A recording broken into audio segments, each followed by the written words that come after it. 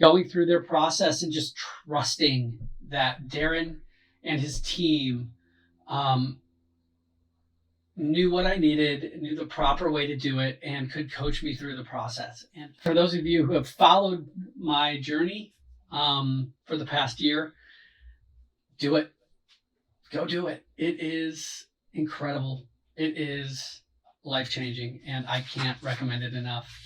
Again, that is 366 days ago. That is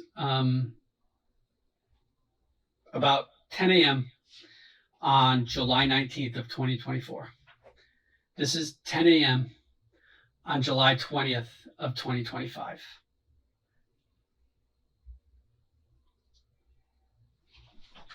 It's amazing. Thank you to Darren. Thank you to the We Grow Hair Indy team. I cannot thank you enough for your guidance and your support and your just artistry and professionalism, and it's an incredible experience. Can't say it enough.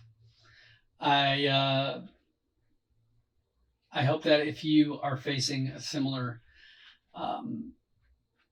situation with your hair and you are self-conscious about it and you feel like there is no hope, this is not your planted in a row farm field style hair plugs. This is a multi-unit hair graft, natural looking, natural feeling